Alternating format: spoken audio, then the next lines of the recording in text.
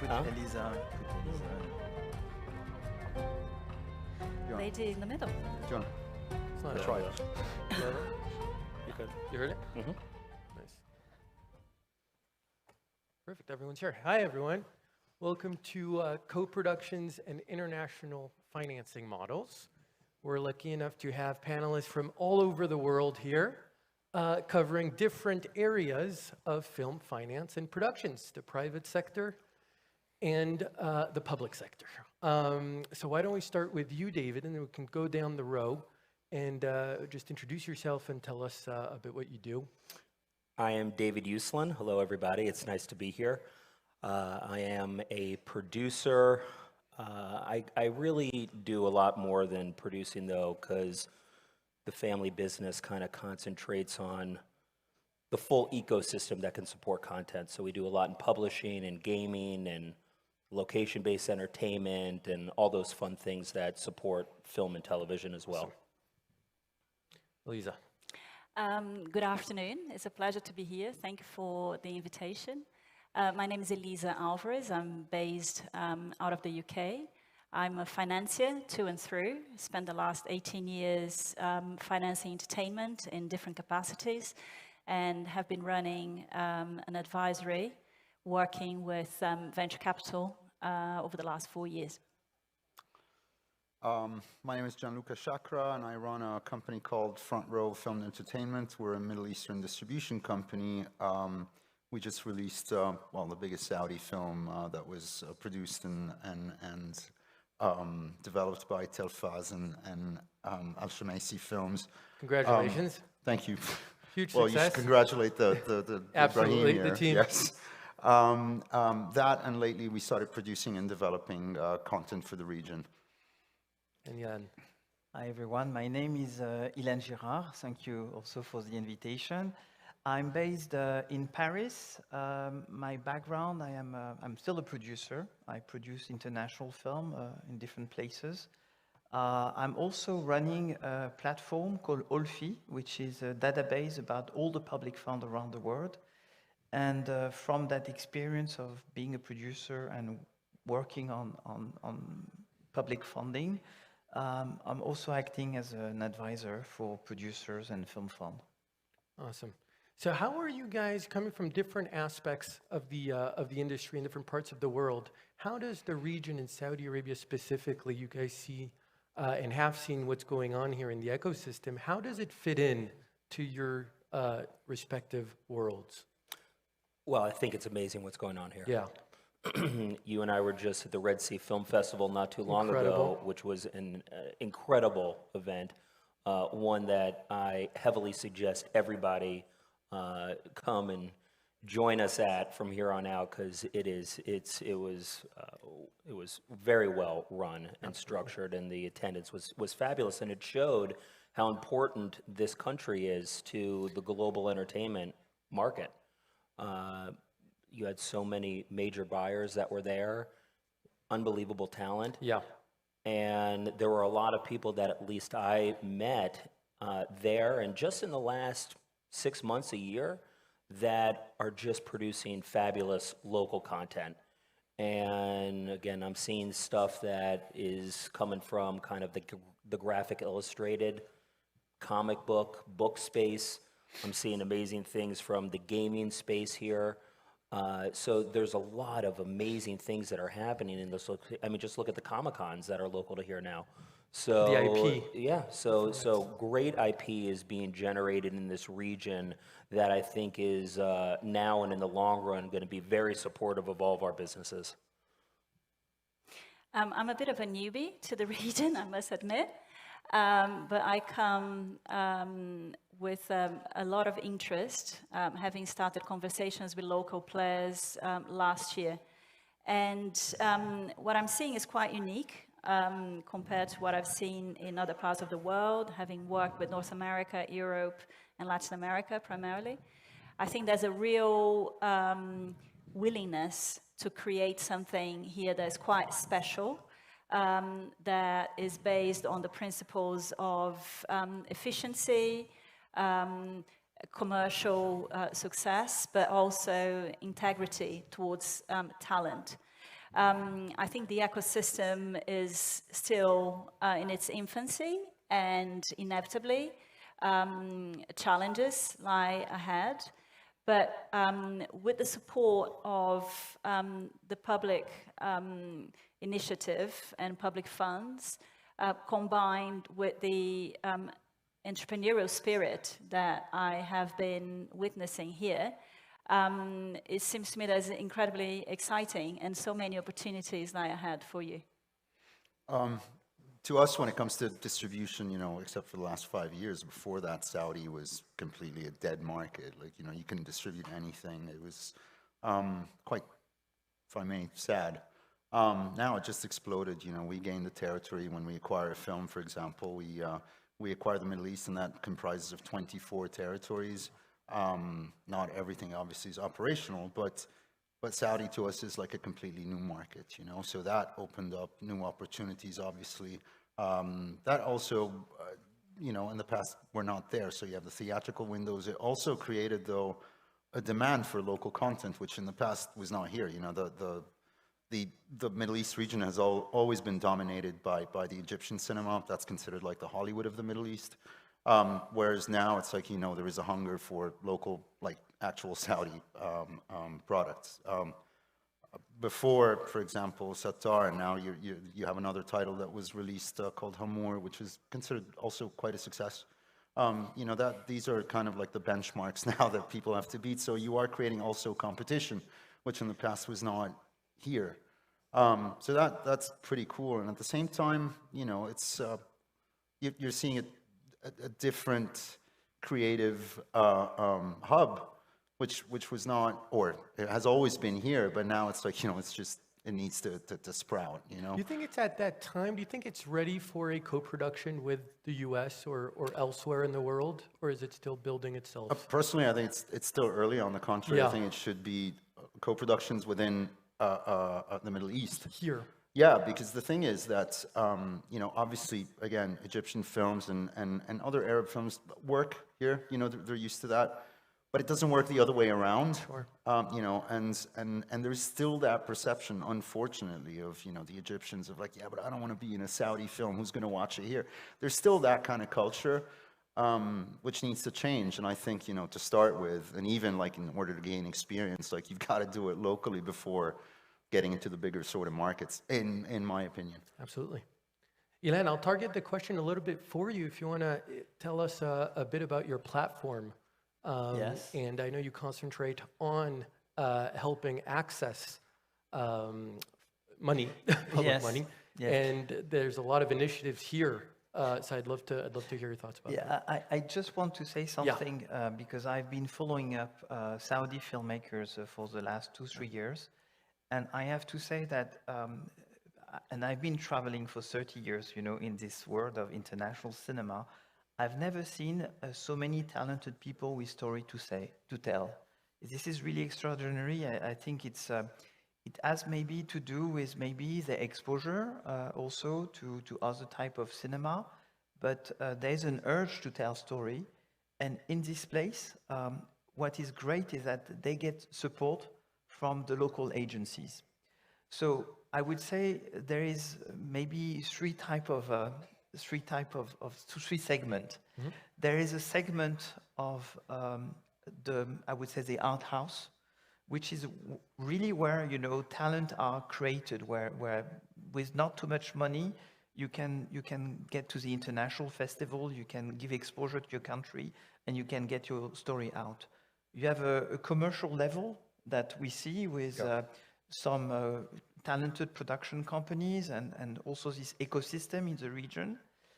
And then we have also bigger projects, which are also very often incoming production, which are there because of the international incentives that have been developed, which also will help Saudi Arabia to have a presence abroad, to have this huge soft power that cinema can give. And you have to combine those three levels to, you know, to progress alongside. And that's a delicate exercise, but I have the impression that the people in charge of this aspect are, you know, really understand the challenges. Now going back to my platform, we are listing the Saudi incentives as we do for 95 countries in the world. Altogether, we have about over 1,000 incentive programs. What is interesting is that if you take the situation here, is that Saudi is one of the few countries in the region that is combining production incentive for international projects and local incentives. And that's really important because those local incentives, you know, they're there. I mean, program have been designed to cater for every category of production, every stage of production. And that will help to create that new industry here. The platform is relevant for Saudi when they look for partners, okay? And this is why, you know, what's going on with the Red Sea Film Festival is really important. But I think that we also need to tell other people that this is not only about the international incentive, but also an ecosystem where local filmmaker can also finance their project and be in charge, which is really important. Sorry, been a bit long.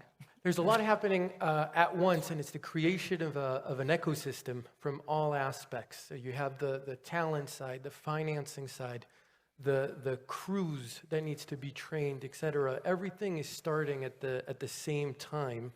What challenges do you see and foresee, and what solutions to those challenges do you see?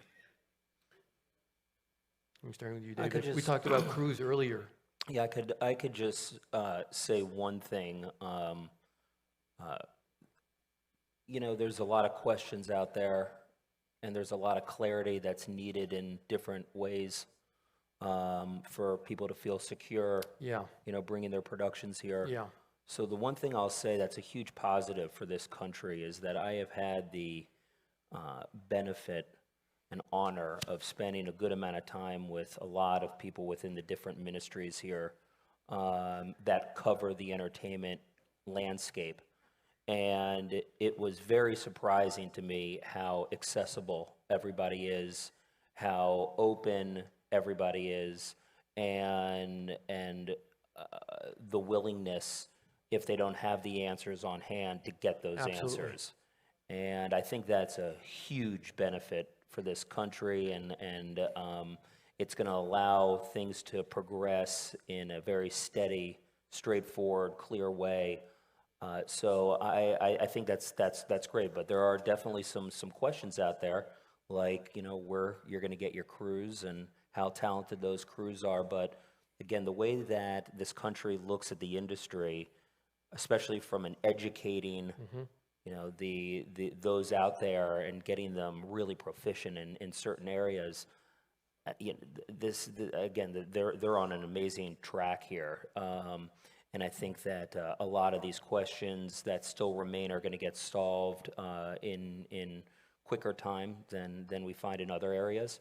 But it's great to have that rapport with those here that are the decision makers, and their openness and willingness to figure this all out with all of us. Agreed. So, of course, there are many areas to further develop. I'll speak about mine. I think until private capital is ready to participate in film production and distribution, you can't speak of an industry. And so we need to look at what comfort private capital would require in order to join in the party and want to participate.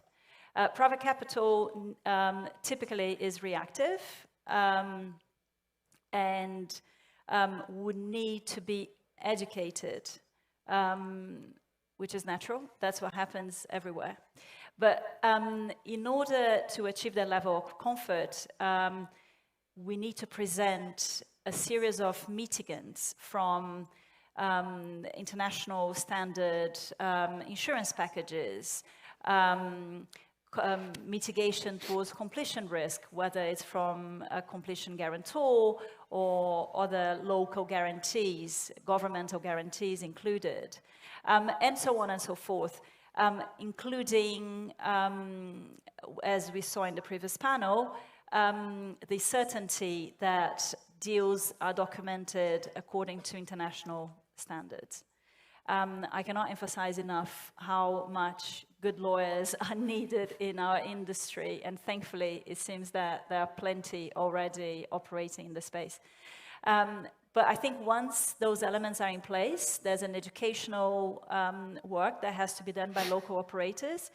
But, and of course, we need some track record in terms of commercial viability of projects, which is something, obviously, Looka, you have a lot to speak about. Well, yeah, no, well, that's, as I was saying earlier, like the challenge is really, you know, now it's like, yes, there is a hunger for Saudi cinema. There isn't much experience. Yeah. You know, it's very much a YouTube culture so far, so it's changing a lot and fast.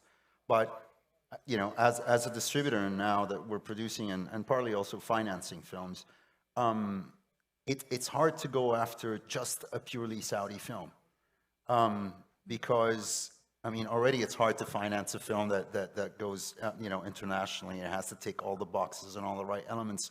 Over here, it's like, that's what I was saying. It's like, you know, it needs to grow first in-house. So yes, you have, over here now, you have 2-3 success stories. Still, it's not there.